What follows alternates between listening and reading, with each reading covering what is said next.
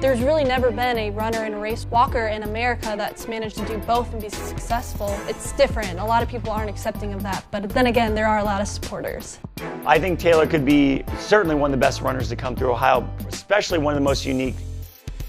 Once you see your hard work pay off, it's really rewarding, and I think every day there's goals I want to accomplish, and being able to see that goal out in the future and drive towards it, I think is really rewarding.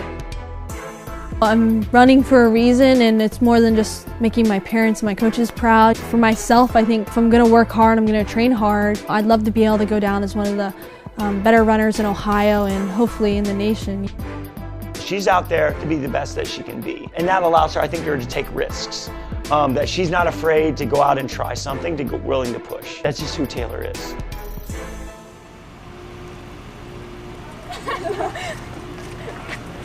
Just relax, run your workout. Yep. Nothing special. Okay? So, stay relaxed. Yeah, I'm gonna shoot for 90. Just imagine, Taylor, you have a feel for the quarters. So just imagine like you're in the lead and you're just staying calm and relaxed, okay? I think my first memory of track and field or cross country or just running in general, I think my mom, when she went out for her runs, she used to put my brother and I in a stroller and she'd push us along, and then she'd stop at a track and she'd do her workout. So I remember running around the track and messing around, and she'd be like, oh, here, run from there to there, I'll time you. And so I remember being at the track from a young age. She always wanted to be timed, so that was fun to see her enjoy it. I think then us telling them stories of how I met, my husband was on the track team, and we both ran, and I think that inspired them to want to run. Well, all kids, if your parents do something, you want to kind of mimic that.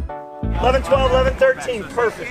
Sometimes when you're young, you hit bumps in the road where you're not really sure of what sport you want to do, but I think as I got older, I had the appreciation that I've always seen them doing it, and then I kind of got my own appreciation for it.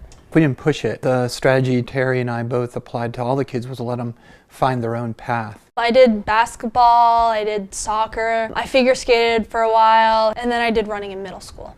When she was running middle school, started to realize that the drive and the determination was there and the talent was starting to show, starting to come through. I think my biggest inspiration when I was younger was when I was race walking and I won my first national title from a young age. I kind of had my own little swag as an 8-year-old. So I think I was really inspired to continue to improve with my race walking and my running, and continue to grow and try to be undefeated in my race walk. Good. Time. That was 110. Is that 4? Yeah. When you're done, cool down. Sophomore year, her season was it was unbelievable. Every time we turned around, it was just like she would step up to a big competition, and it was really a special year last year in her race walking and her running. The road trip from New Balance to juniors, it was a pretty hectic weekend. Taylor told me she was going to do this where she was going to do steeple and then she was going to do the race walk.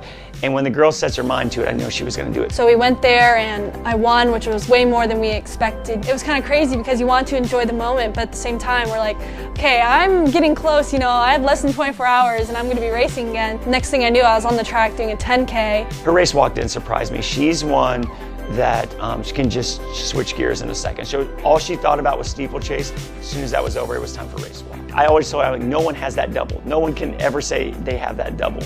So it was real impressive. For me, I don't look at it as like that. I know I've accomplished those things, but I'm always trying to see what's the next big thing I can try to tackle. And I just love running so much. So whether I'm good at it, whether I'm not, that's something I'm always continuing to do. How easy can we run the first mile?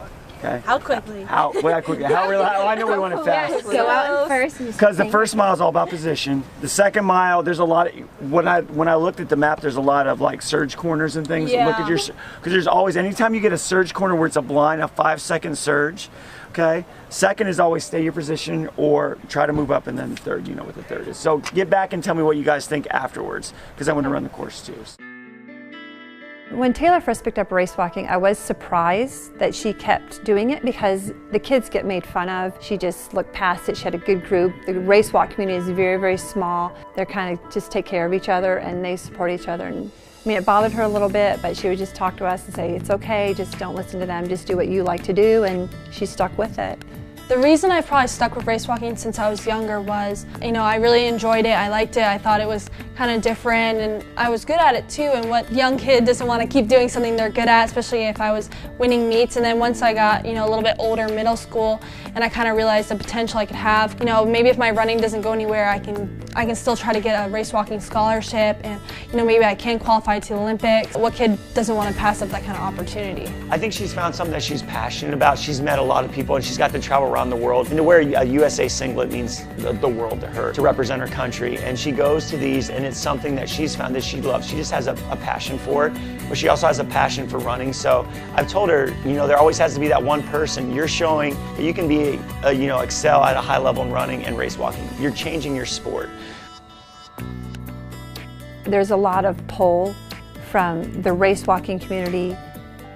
Why is she run? And then the running community is saying, why is she race walking? Deciding whether running, that's a potential D1 scholarship, where race walking, they don't really have any D1 schools, so there's a big play in that. And I know that I do a lot more running, and I enjoy race walking a lot, but I enjoy running a lot more. So, if you look at the two, running does come before race walking sometimes. But then again, it's so amazing to be able to go do something so unique and go on all the trips. And, I don't think I'd be the athlete I am today without the race walking. Races are a little bit bigger than this, but this is more its name. So if we all just get out and do our job, or like we always do, and we've had workouts harder than this. We can get in there, we got it. Beginning of it, come places. Yeah, just be patient, really push that last mile. Everyone has to do what they're supposed to do, or what they normally do. And every girl counts. Every girl counts. So, you know what to do. Let's do it. Let's go. Creek ride on 3. 1, 2, 3, creek ride! I'm more driven than what I was last year, and I think I have a lot more left in me, and that I have a lot more to learn and grow from. So I think last year was a lot of finding who I am in races and in running and race walking, kind of making that statement for myself and kind of growing as an athlete. I would say Taylor is a ferocious, determined technician. I have seen her push hard. Her discipline's starting to come now, and I think it's because she's been able to pull in some control. She's so competitive, and she goes into a race and she has a plan. Most teenagers, they're willing to do the running. The running part's the easy part for most of these kids. It's the core, it's all the little details that most of the kids aren't willing to do that can take you from one of the best in the state to one of the best in the country. I really think that defines who she is, because we talk about, to be successful as a runner, the same things to be successful in life. I've seen where I am without the details, and I wasn't satisfied, and I think reading about it and getting interested in learning, and then you see the details and you put in the work and you get the result. If you have the answers, then why wouldn't you, use them? I think Taylor could be certainly one of the best runners to come through Ohio, especially one of the most unique. You talk about race walking, steeplechase, cross country, I know track as well. The thing I tell Taylor is she could change the sport of race walking. You could have a nation of little girls race walking because you're some Olympian someday. If she's going to leave any legacy right now, it'd be a good athlete, be a good teammate, be a good student athlete, be a good representative. It's too early to talk about legacy. We're focused on the developing. I don't think track or cross country or running will define Taylor. It will be one of the elements that defines Taylor, but it will not be her only element that defines who she is.